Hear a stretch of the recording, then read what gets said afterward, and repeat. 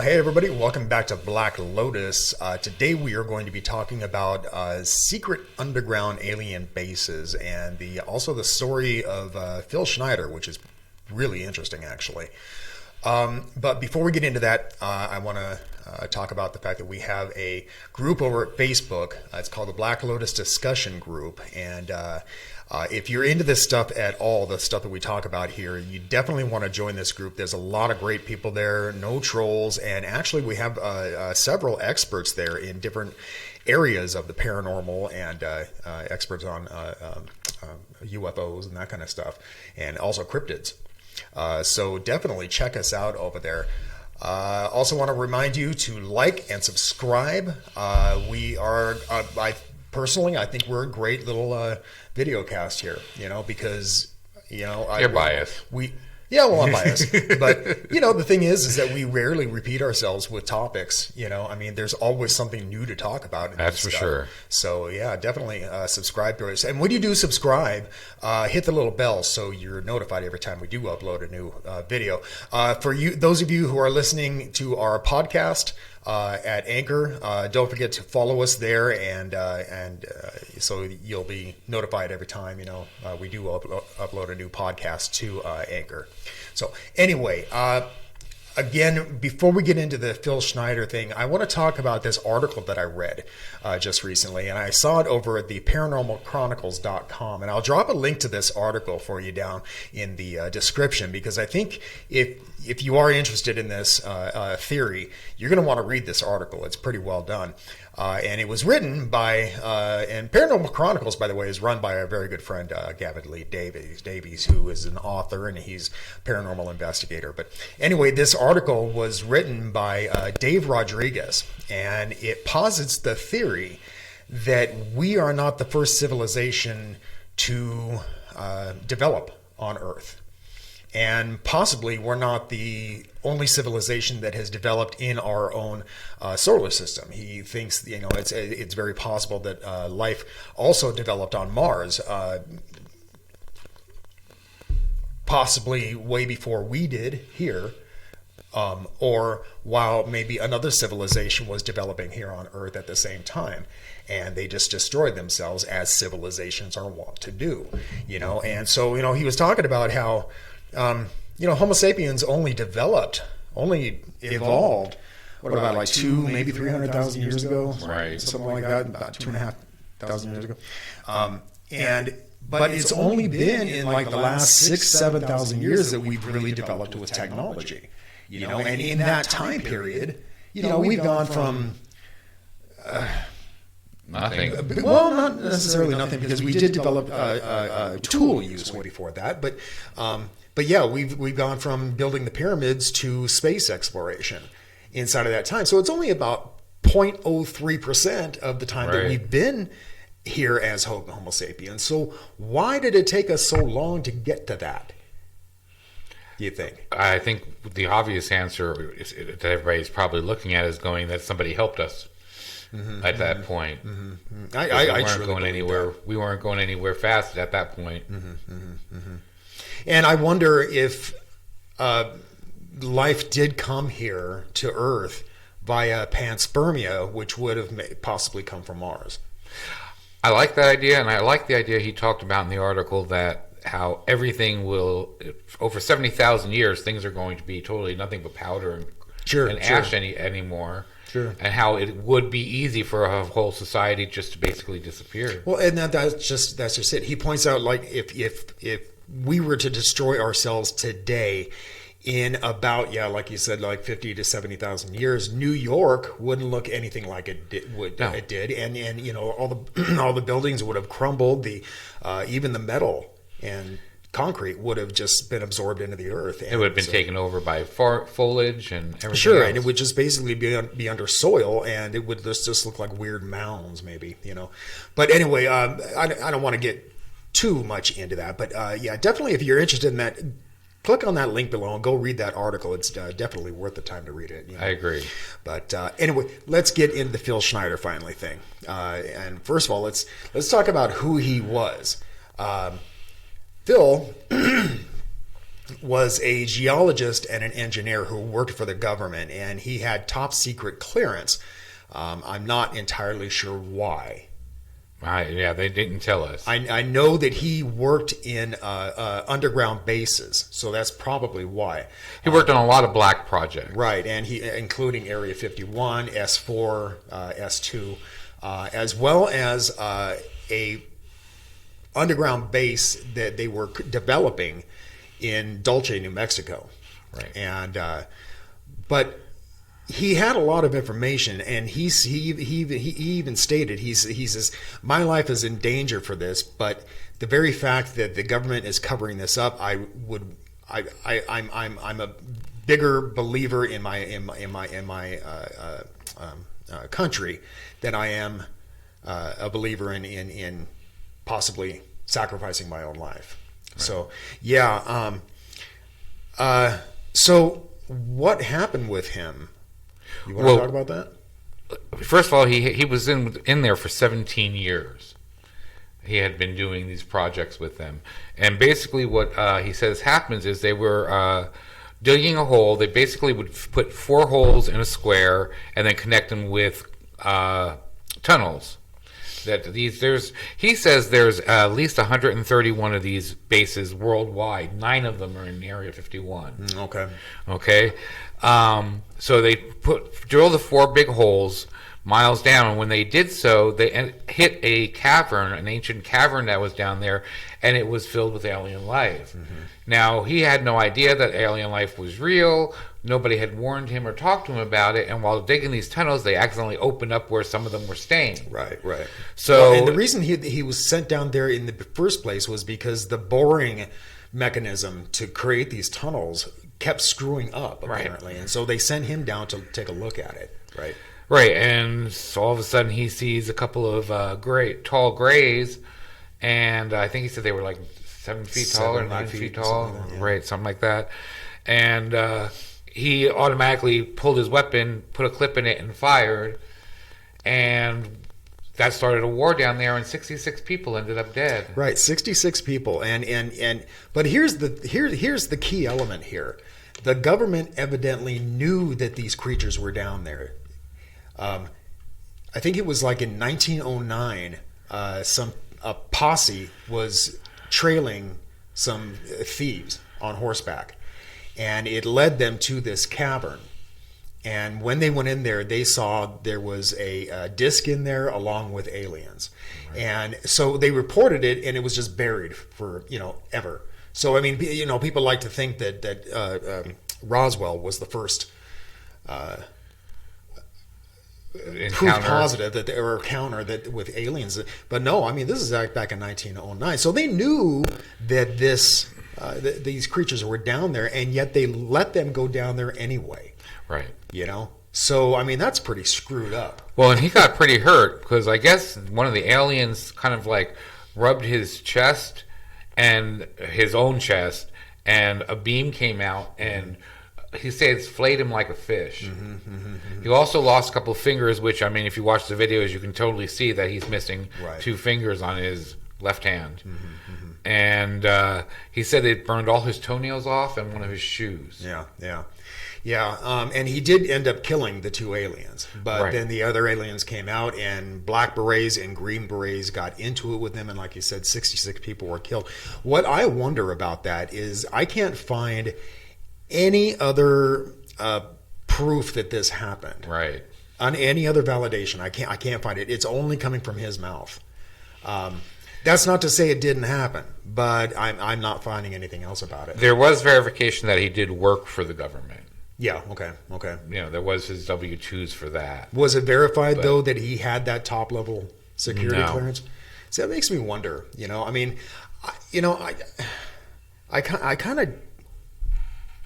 I'm on the fence with this guy, whether or not I believe him or not. He's almost like Bob Lazar with me, where I kind of believe him, but I kind of don't, because it just, some of the things he says doesn't really make a lot of sense to me. Right. He has a lot to say, too. Yeah. But anyway, I guess it was in 1996 that he ended up dying in a very mysterious circumstance. in Wilsonville, Oregon, and I just found out where he died was in the same apartment complex where I lived when I first moved to Oregon, and it's a place called Autumn Park Apartments. And so it just kind of blew my mind. Wow. And I had left there years prior to this incident occurring. But anyway, he died in a really weird circumstance. The manager of the complex went to the police and told him, went to the sheriff and told him that he hadn't seen Phil around in about 3 weeks or so. And he was kind of concerned. So they went to the apartment and got in and found him in his bedroom, slumped over his wheelchair, face down, and he had a rubber tourniquet wrapped around his neck and tight. And he, so they estimate he had been dead maybe 3 or 4 days, and he was all bloated. But they ruled it a suicide. Yeah, I don't know. I that one just. A suicide, to me, that would be too hard of to kill yourself that way. You'd think. I don't think you could let yourself die that way. Because, when people hang themselves, from the rafters, the reason they do that is because once you take that step, there's no going back. Right. You can't, you could try to hoist yourself up, but as you're asphyxiating, it's not going to happen. So... because your natural instinct is to save yourself. Right. So if this guy had a rubber tourniquet or a rubber surgical tube wrapped around his neck and tied, what would keep him from doing this and clawing it off? Right. It could be tight, but I think if you pulled that, it would come off. I think so. Because the pictures that I saw in that documentary, it wasn't really a knot. It was just like, when you first tie your shoelace. You just, that first tie, it's just like that. It wasn't like in a knot. So he'd have to basically almost, I guess the rubber would hold it from sliding off, but I don't know. You'd have to have some incredible willpower, yeah. I think, but... And I think if he had tried to get it off, they would have shown scratches on his face and neck, and it would show. And he wasn't the only one. I guess a good friend of his was suicided not too long before he was, because he was releasing information, And this is a relatively common thing where people are releasing government information, whether it's UFOs or technological stuff, and next thing you know, they're dead. There has to be a suicide squad out there. Men in Black? Maybe Men in Black. Maybe it's a totally different division. Maybe I don't know. Well, he had a lot of interesting things to say. Like I said, he said there was 11 races. That to me, that's a lot of races. Mm-hmm. Usually people say like 3, 4, but he's saying 11. That's a lot of different races. I don't know. I can see that because, and one of them he mentioned were the Pleiadians. And the Pleiadians are actually beneficial aliens. They're here to work with us and help us. And they had to leave the Earth in a hurry because their own planet in the Pleiades was under attack. And so they had to split immediately. But there was one guy that was something Thor. Valiant Thor. That's it. And he worked with the government. But Schneider, there's a picture of it. I forgot to send it to you. Schneider also says that that he thinks that he was working with the government under duress. It's either you work with us or we're going to kill you. Yeah. He looked very human. There was a picture available if you look up his name.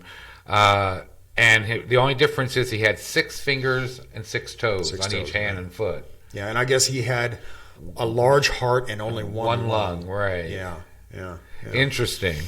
But he says that there's 9 of these 11 species also want to eat us. That their renal glands gets them high, like on being on cocaine, and that approximately 6 to 7 million people have been killed, and the government knows this because they've signed a contract with them that it's okay to do that. Well, and to abduct too. I think I remember it was like FDR that signed this contract with the aliens, and that they were only allowed to abduct a certain amount of people every year, but they've broken this contract. The aliens have. So what are we going to do? Say stop it? And say he could just do anything right. wrong? There's advanced alien species that can rub their chest and blow you away. I mean, come on, what are you going to do? He said that by 2029 they want to like totally rule. They want 7/8 of the population gone, and they want to be able to rule the whole world. One world government. So this is what he says is the new world order is all about, and their agenda. Yeah, we talked about that in, I think, our very first episode of Pop Views about the alien agenda. That's their eventual goal, is to rule the world with hybrids. So, and the Homo sapiens will basically cease to exist after a while, or just be made slaves to the hybrids. So, but I think this kind of goes back to why our technology has advanced so far, just in the past, couple of thousand years, or 6,000 years or so. I think at one point, the reason we became Homo sapiens is because they injected their DNA with us, and they did so trying to create a slave race. And because they were, I've heard theories that they were mining for gold, and so they needed a slave race to do that.